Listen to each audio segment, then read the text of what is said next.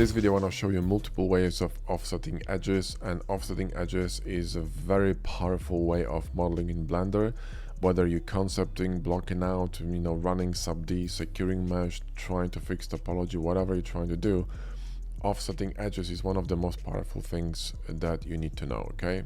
So there are many ways of doing it. I'll show you vanilla ways, and I'm going to show you also add-on ways. So let's start with vanilla Blender. So let's add a cube, and I'm going to nuke this face here in the middle, right? And I'm going to grab these edges and I'm going to offset them. So in order for this to work, you need to enable an extension that's called Edit Mesh Tools, okay? Go to Extensions and type Edit Mesh Tools, enable it, and it's going to appear on the add-ons. And when you're in edit mode in Blender, if you right click, you're going to be able to access it. And you see here, you're going to have Offset Edges tool. So when you click that, you're going to get this collapsible menu here, right? Let me just move the screencast keys a little bit higher. There we go.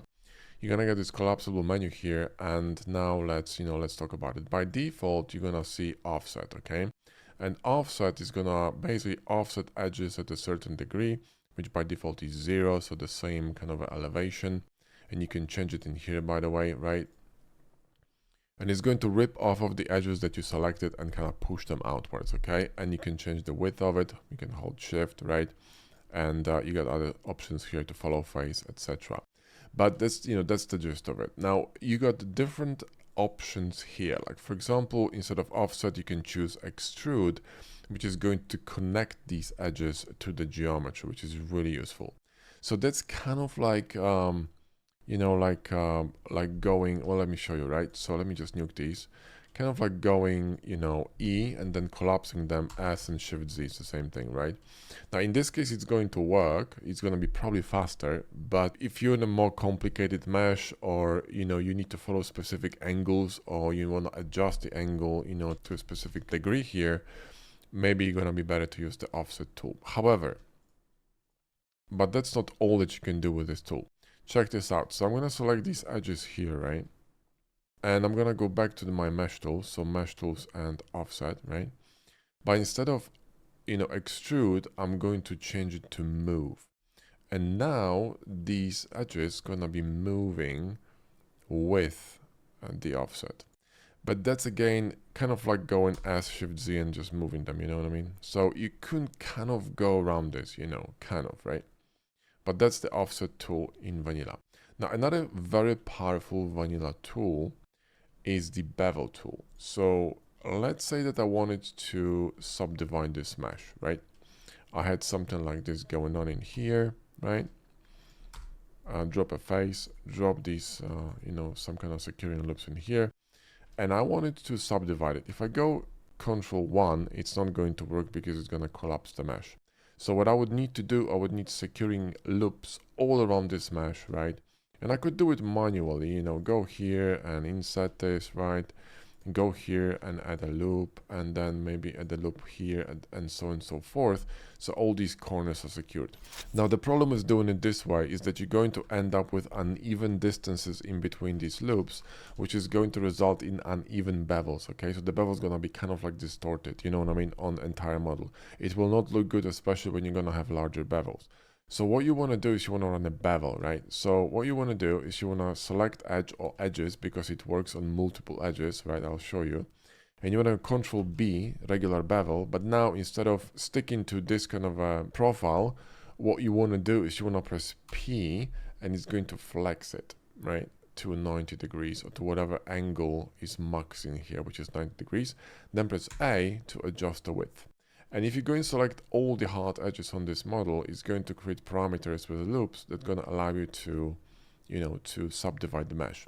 But there's an easier way of doing this, and you can actually do it with hard ops because it's faster than vanilla Blender. Press Q, go to bevel, then press Z to see the wireframe. Scroll down, press P and flex it, right? And then press A. And now you got not just the bevel, but you got a procedural bevel that runs on all these edges, right? So now I can just go Control 2, remove the smooth by angle, and now I have a procedural, subdivision, yeah, in terms of the softness of it, right? And you can obviously adjust, the amount of bevel segments and so on and so forth. But there you go. So that's how it works. So that would be a method for a bevel. Now let's talk about another way of doing this, which is gonna be using mesh machine. So let me create another cube, right? And move it in here. Now, Mesh Machine has an interesting tool, actually two tools for offsetting. One of them is going to be Y and offset, right? Which is going to offset one or more edges to a specific direction. And you can flip it using your mouse wheel.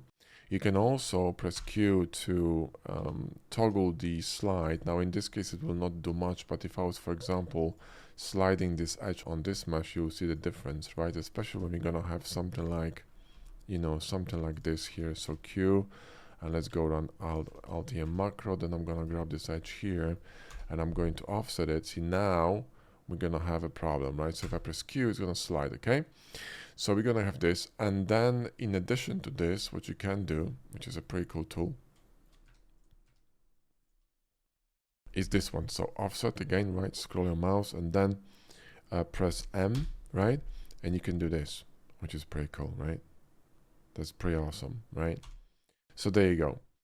And you can smooth it, by the way, right, with S. And you can also use vertex groups, which means you can exclude certain vertices from this loop slide. The problem with this tool is that it doesn't go, you know, on both edges, right? So when you select multiple edges, it's gonna fail, okay? Right?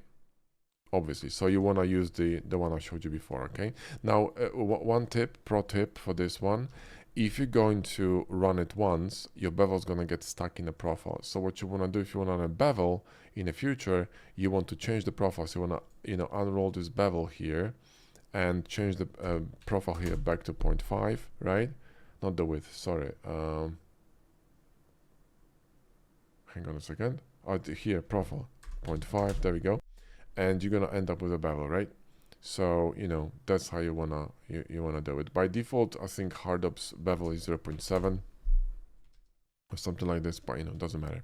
By the way, you want to change the profile, and then Blender's gonna remember, you know, the profile settings. So if you set to 0.7, you 0.7, 0.5, you 0.5, etc. Right? So, you know, remember that. That's important. Okay, cool. Now, guys, these are basic tips, okay? Basic Blender tips, but, you know, all these tips are really essential for creating a cohesive workflow and, you know, solid workflow.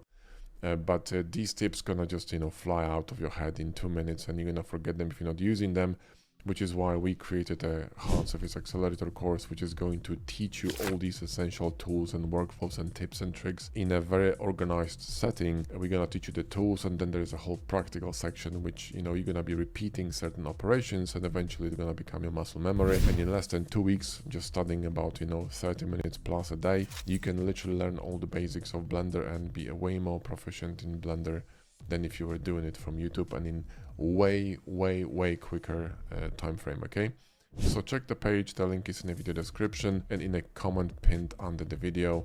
The course is called the Hard Surface Accelerator. Now, going back, let me show you now the other way of offsetting stuff in Blender using Mesh Machine. And this tool is extremely powerful, and I use it quite a lot, especially on tricky surfaces, okay? So the newest version of Mesh Machine actually incorporated by default. I didn't know that, because in previous versions for like 2 years or more, you needed to enable it here as an experimental feature. But apparently it's integrated, unless I'm missing something. But anyway, going back, so it's enabled. So the feature I'm talking about is this one, okay? So if you don't see this in your version of Mesh Machine, go into preferences and enable the experimental feature. Okay, cool. So now here what we're gonna do is click Alt click and Y and offset cut, and this is gonna create an offset on both sides of the mesh, and you can adjust, you know, the width of it. Also you can adjust the factor, which means the amount of, you know, these quads here in the middle. You can smooth it if it makes sense, and do other adjustments in here. And then once you've done, you can run a bevel or you can run a chamfer, and then you can just clean it up very easily using Boolean cleanup on this side, and click Alt click here, and on this side, right, and then run a bevel, okay, on this mesh, and you know, you peachy, and you got a really clean cut, which normally would take a long time to, you know, to create. And I don't even think this would be possible.